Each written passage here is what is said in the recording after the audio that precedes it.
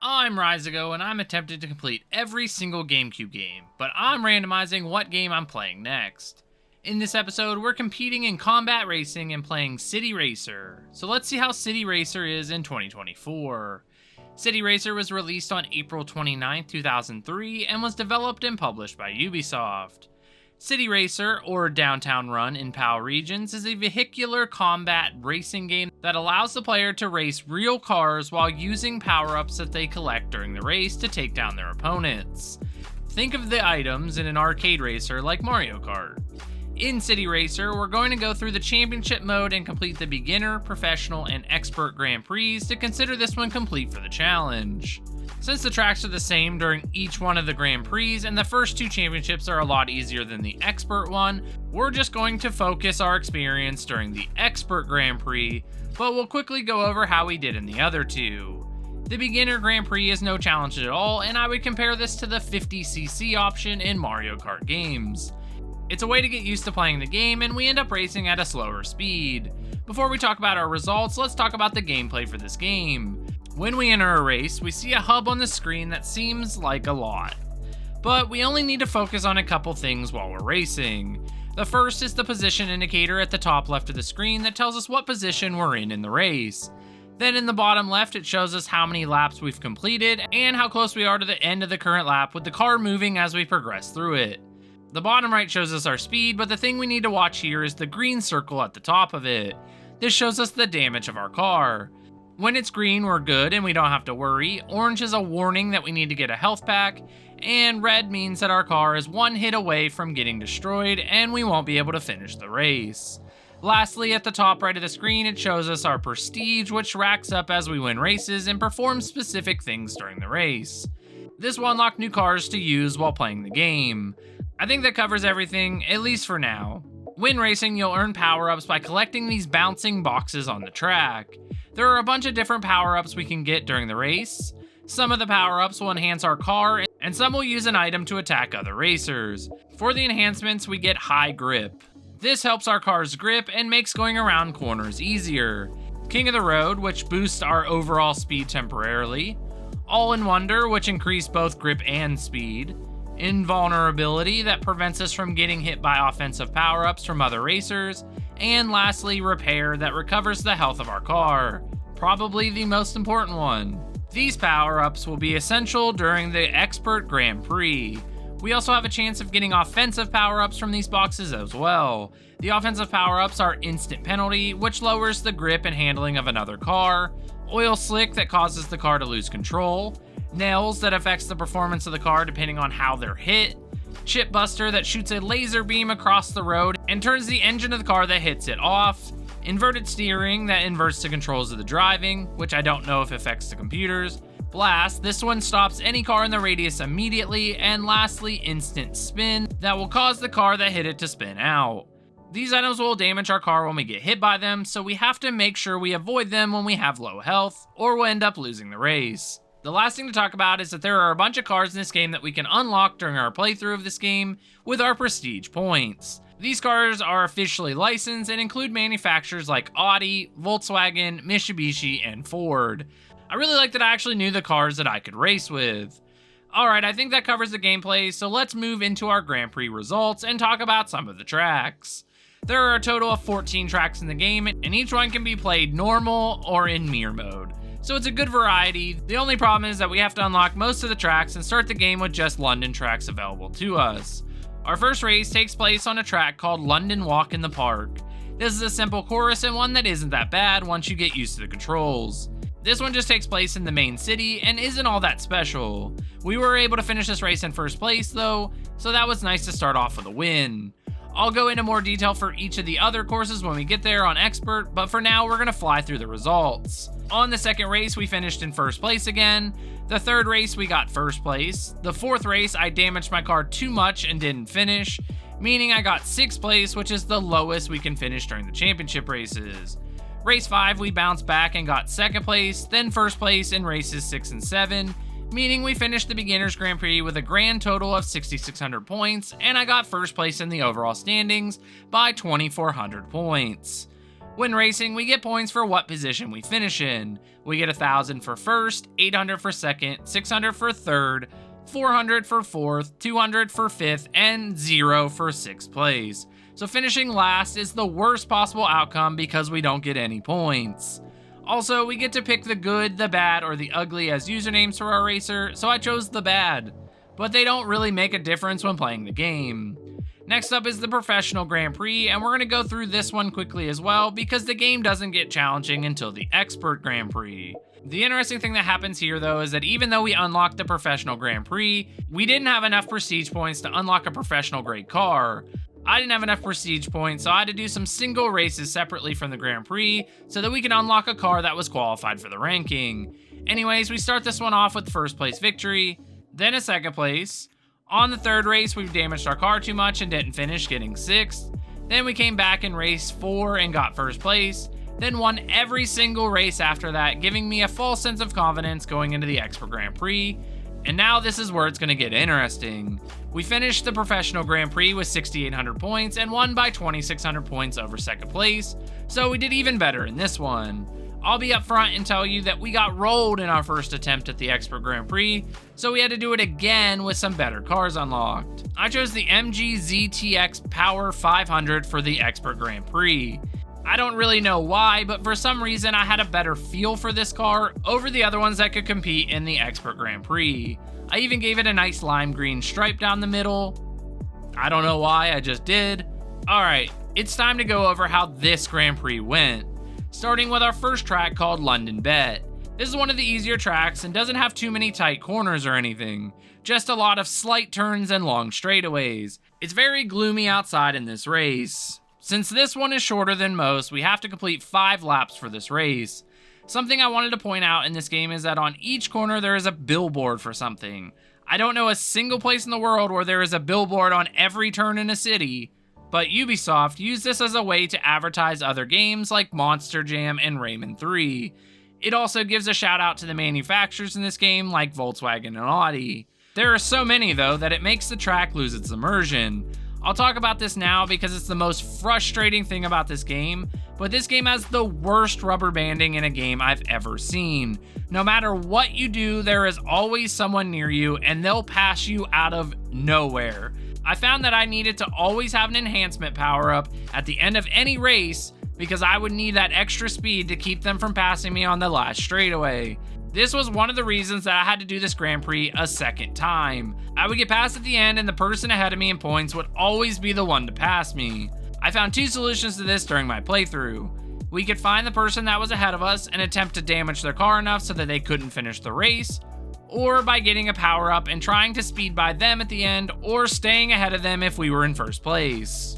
You can tell by my face during my stream that this was starting to get to me though. I was able to get second place in the first race and at least started the Grand Prix in good shape to compete with the pack. The next race is on a track called Rome Rush, and if the name didn't give it away, this takes place in Italy. This race takes place in the city again, but this time we have more brick material on the road and a lot of sharp turns in this one. So we needed to do some braking when coming around corners, especially at the end of the lap. Still a rather short course, and we had to complete 5 laps in this one as well. On the last lap of this race, we were taken out when one of our competitors used the blast power up and it destroyed our car, meaning that we didn't finish the race. However, 2 other racers didn't finish this race as well, so we got 4th place, at least giving us 400 points towards our overall score total. Next up is New York Night Fever, a race through New York City during the late hours. This race takes place at night and is all one solid terrain that we race on. It's just a normal street. This race stands out because of all the small, tight corners we have to complete during the race. There are a bunch of turns during this one. We also go down into a tunnel and we can just let it rip at this point. This is how we pick up speed and attempt to pass the person in front of us. This is another short race and requires us to complete 5 laps on this one as well. Going into the final lap of this race, I was in last place and things weren't looking good. The turns were getting to me and I probably should have used a car that could handle them a bit better. My problem came at the end of lap 5 where everyone hit something, spinning their cars out and crashing into the walls. I unfortunately hit an oil spot and my car spun and I got caught on the railing. I was able to get away from the wall and this was able to push me ahead of 2 other racers, giving us a 3rd place finish on this course. I didn't have good luck early in this Grand Prix. After 3 races, we had 1,800 points, and that put us in second place overall, just 600 points behind the leader and our rival, St. Metal. Next up was Lisbon Seacoast Run. This is the course that takes place in Portugal. This one is actually really fun. It takes place in a small village that has a massive marina. The race has some extremely tight corners, but nothing stands out more than the long race down this hill that leads us right to the port.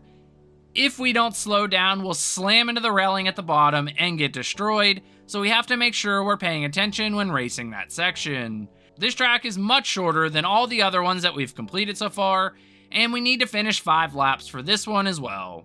I really like this course, and I think this might be my favorite in the game because of how different it feels compared to most of the other courses.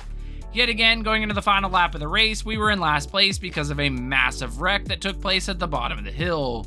We got some repair power-ups and made our way back towards the front of the pack, and when you know it, we hit the inverted controls, then a spike strip damaging our car to the point of not being able to finish the race. We had 1 corner and a straightaway, and we could have gotten second place in this one, but instead we got 5th place because someone else got destroyed before us. So we did end up getting 200 points for this race. We were starting to fall behind by a bunch at this point, and I needed to pick up the pace if I wanted to win this Grand Prix. So I tightened my helmet and I pushed to the next race. Next up was Burn Paris, a race that takes place in France. Being down 1,200 points in the overall standings, we needed to start making our comeback now. This course isn't anything special. We race around the city of Paris, seeing a bunch of the important monuments that you would think of when you think of Paris. But outside of that, it's just a standard race with some easier turns compared to some of the earlier races in this Grand Prix. Another 5-lap track, and one that we can use our speed as an advantage. I started lap 5 in second place, but quickly dropped some spots when I hit an oil spot right at the beginning of the lap. I was able to work myself back up to the front of the pack using the speed of my car, and I even had a good power up at the end of the lap, but I just wasn't able to catch the first place racer. I did get second place and finished 1 place better than our rival, meaning for the first time in this Grand Prix, I was able to gain some points on the person ahead of me. Going into the next race, we were sitting in second place, only 1,000 points behind St. Metal, and now we were heading back to the courses that we already completed once. Just this time they were in mirror mode, so we knew what to expect going into them. The first replay was London Bet. Nothing new here, the same exact course as gloomy as ever. Let's see how we did this time. We started the 5th lap in second place after connecting with a bunch of items on all the other racers behind us. We were basically racing just Carlos that was in first place at this point. But once I was able to catch up with him, I hit him with the blast power up and it stopped his car, causing me to hit him, and then our car stopped as well. This allowed the other racers to catch up and I fell down to 4th place. I was worried because I needed to get better results, but I ended up getting a shield and worked myself back to second place, where I finished the race. The best part was that St. Metal finished in 5th place, meaning we gained 600 points on him in 1 race. In 2 races, we cut the lead down to just 400 points. We were starting to make some progress towards winning the Grand Prix. Next up, we made our return to Rome Rush. This race was one to forget, and we didn't even make it to the 5th lap before hitting something in the middle of the road and getting destroyed. I think it was a spike strip, but I couldn't really tell from the replay. The 600 points we made up on St. Metal were gone. He finished in 3rd place. We really needed him to finish poorly in that race, but we just didn't have such luck. Next up was New York Night Fever again, and with our focus on St. Metal, Carlos had slowly been working his way towards the top and found himself only 600 points behind St. Metal and in 2nd place overall. Now we need 2 racers to have bad luck. It's going to be tough. New York Night Fever would end up being one of the luckiest races in the Grand Prix. We started lap 5 in 2nd position, and we had a scary moment when we wrecked and 3rd and 4th place caught up to us. I was chasing first and now I had to deal with them. We ended up getting some good power-ups to deal with them and finished in 2nd place. But that isn't why this was lucky. We got lucky because Carlos finished in 5th place and St. Metal finished in 6th, meaning we made up a bunch of points on both of them, putting us in striking distance for 1st place overall in the standings. After the race, we were 200 points behind St. Metal, and we were 200 points ahead of Carlos. We only had 2 races to find some points and to take that lead though. Next up was a trip back to Lisbon Seacoast Run, a race that we should have gotten second, but got destroyed on the last turn before the end of the race. I think we have a fighting chance for this one. On the final lap of this race, we started in second place.